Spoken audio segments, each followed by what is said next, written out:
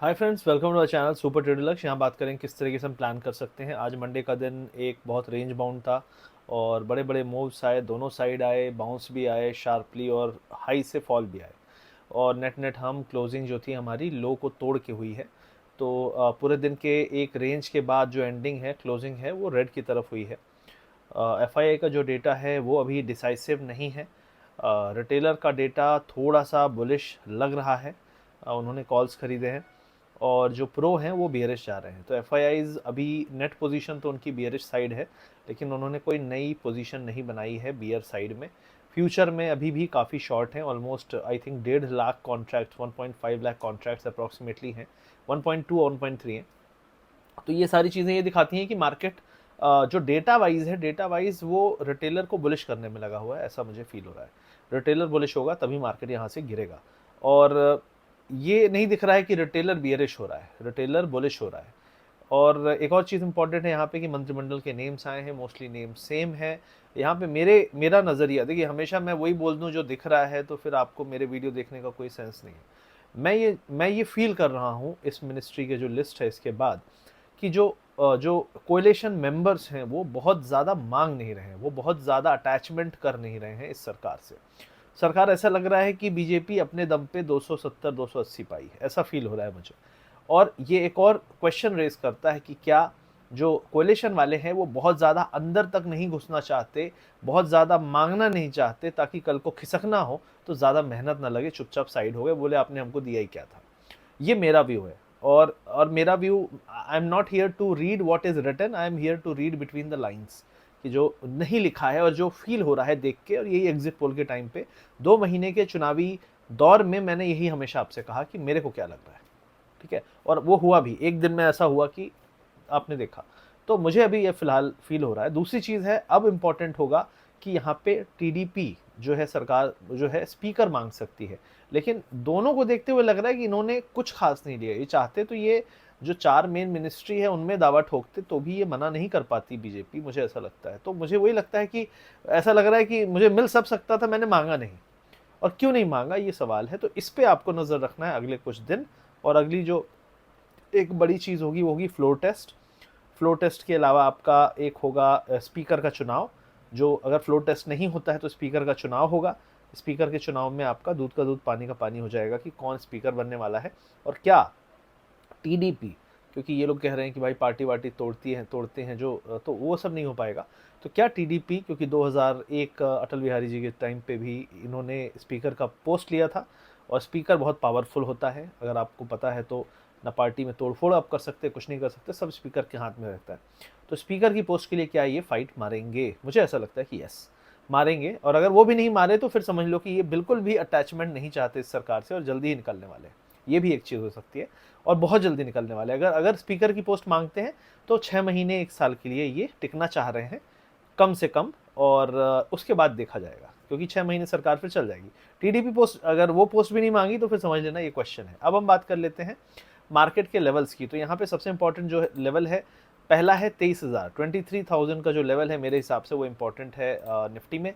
और निफ्टी में अगर हम 23,000 का लेवल होल्ड करते हैं तो ठीक है। अगर हम वो नहीं होल्ड करते हैं, तो क्योंकि हम 3 बड़े बड़े कैंडल बना के हम यहाँ तक पहुँच गए हैं, तो रिवर्सल भी बड़े बड़े कैंडल का होगा। और जो पहला जो सपोर्ट आएगा वो 22,850 पे है। पहला सपोर्ट बड़ा, अगर 23,050 का लेवल टूटा, पहला लेवल 23,050 है, वहाँ तक हम जा सकते हैं और वहाँ पे फिर हम देखेंगे।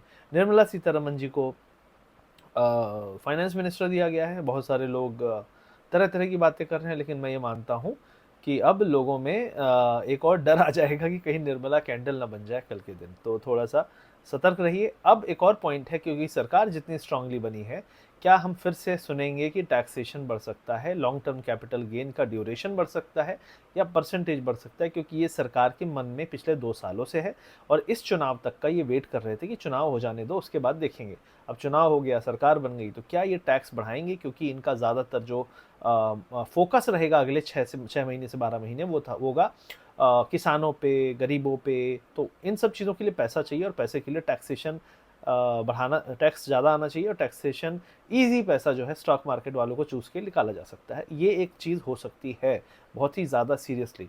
बजट भी आएगा तो उसके लिए, तो उसका एक डर आ सकता है लोगों के माइंड में, क्योंकि मजबूत सरकार या सरकार अपनी एक तरफ से पूरी बना रखी है, सारे के सारे इन्हीं के मंत्री हैं, तो ये दिखाता है कि अथॉरिटेरियन काइंड ऑफ डिसीजन लिए जा सकते हैं कि भाई हम तो बढ़ा रहे हैं क्योंकि हमको पैसे चाहिए। ये एक चीज़ हो गई। तो निफ्टी का सबसे पहले 23,350 रेजिस्टेंस और 23,050 सपोर्ट, 23,050 टूटा तो 22,800 850 सपोर्ट होगा। और जो कैंडल्स हैं वो बड़े बन सकते हैं। विक्स कल आपको थोड़ा बढ़ता हुआ दिख सकता है। बैंक निफ्टी 49,780 पे है। मेरा मानना है कि 49,700 के नीचे हम गए तो 49,300 एक सपोर्ट है, और 49,300 अगर टूट गया तो उसके नीचे फिर सपोर्ट काफ़ी नीचे है, 48,500 400 है। तो इंपॉर्टेंट सपोर्ट मैंने बताया था 48,400 500 है। मुझे लगता है देर सवेर वो टेस्ट हो सकता है। और ये जो सारा था कि कुछ होगा नहीं होगा, मोस्टली सरकार सेम सेम दिख रही है तो कुछ खास यहाँ पे नया है नहीं, और सरकार सेम सेम है तो फिर अब समस्या ये है कि आप किसी की बंदूक की नोक पे हो, और उन्होंने मांगा नहीं है, उन्होंने अपने पत्ते खोले नहीं हैं। शिंदे सेना कुछ बोल रही है हमें ये नहीं मिला, अजीत पवार बोल रहा है हमें ये नहीं मिला, महाराष्ट्र सरकार काफ़ी खिचड़ी सरकार है, उस पर अभी चुनाव है, तो बहुत कुछ चीज़ें हैं जो अब कोएलिशन में चल रही है, और कहीं भी ब्लैकमेलिंग धमकी ये सब चलती रहेगी। तो ये आम बात आपके लिए हो जाएगी। और मार्केट को अगर हम हाई पे ले रहे हैं तो ये फैक्टर नहीं है, और कभी भी कहीं भी अगर इस टाइप की बातें हुई तो वो मार्केट उसको निगेटिवली लेगा। अगर नहीं होती हैं तब तक मार्केट अपना स्मूथ रन रहेगा, लेकिन हमेशा हेज रहिए। कभी वीकेंड में जा रहे हैं बहुत सारी पोजीशन लेके, कब कहाँ से कौन आ जाए न्यूज़ में। तो ये चीज़ हो गई। दूसरी चीज़ है यहाँ पे कि आप अगर देखें तो आज मेटल ने प्रॉफिट बुकिंग की, पीएसयू बैंक थोड़ा सा उठा, ज़्यादा नहीं उठा, थोड़ा सा उठा। आपका जो मिड कैप है वो मॉर्निंग में उसने अच्छा बाउंस दिया, लेकिन फिर वो फ्लैटर हो गया बिल्कुल एकदम। और जो सेलेक्ट मिड कैप था वो तो रेड में बंद हुआ। और आईटी सेक्टर आज अच्छा खासा लाल हुआ, क्योंकि कल पॉजिटिविटी थी। तो मुझे लगता है कि आईटी में फिर से थोड़ी सी अब टेंशन है, क्योंकि रेट्स जो हैं यूएस में बढ़े रहने वाले हैं, और वहाँ पे वही चल रहा है कि यार रेट्स इतने लंबे समय तक इतने हाई पे हैं, तो क्या जब तक रिसेशन नहीं आएगा तो फेड रेट कट नहीं करेगा। तो ये एक सवाल है जिसके कारण आपका ये थोड़ा सा प्रॉब्लम आईटी में है, और साथ ही साथ एआई जो है वो एक बड़ा थ्रेट है ही। तो ये सारी चीज़ें यहाँ पे दिख रही हैं। विक्स जो है आपका 16.5 के आसपास है। विक्स अगर राइज होता हुआ दिखे तो आप समझ लेना इशारा, क्योंकि मुझे लगता है कि अगर फॉल आएगा तो विक्स भी राइज होगा। एक ये चीज़ पे ध्यान देना है। उसके अलावा जो स्टॉक्स हैं, काफ़ी सारे स्टॉक्स ने अच्छा बाउंस दिया है रिसेंटली में 3-4 दिन में, तो उनमें आप प्रॉफिट बुकिंग देख सकते हो। सेल द बाउंस का स्ट्रक्चर फिलहाल दिख रहा है, डेटा भी ऐसे ही दिख रहा है, क्योंकि लॉन्ग साइड बुलिश साइड में बिग प्लेयर का कमिटमेंट नहीं है। लॉन्ग साइड में रिटेलर ही पैर जमा के बैठा हुआ है। तो ये फिलहाल मुझे दिख रहा है मार्केट में, और यही मेरा व्यू है। अच्छा लगा तो लाइक करिए, शेयर करिए, सब्सक्राइब करिए। वीडियो के पिन कमेंट्स और इसको चेक कर लीजिएगा डिस्क्रिप्शन को। वहाँ पे डीमैट अकाउंट खोलना है। मैं धन में ट्रेड करता हूँ, तो बहुत सारे लोग पूछते रहते हैं कहाँ पे ग्लिच नहीं होता है नॉल। बड़े वॉल्यूम मैं हैंडल कर लेता हूँ फ़ोन से ये सारी चीज़ें। तो वीडियो के पिन कमेंट डिस्क्रिप्शन में लिंक है, चेक कर लीजिएगा। फ्री टेलीग्राम चैनल का भी लिंक वहीं पे दिया हुआ है। और फेक चैनल से बचें, कहीं भी पैसा कोई मांगता है क्रिप्टो के नाम पे, और फेक आईडी से आपको मैसेज आते हैं, इनसे बचें, क्योंकि हम कहीं भी किसी को मैसेज नहीं करते। बहुत सारा फेक आईडी और साइबर स्कैम चल रहा है, तो उससे भी थोड़ा बच के रहिएगा। Thank you very much, see you soon, take care.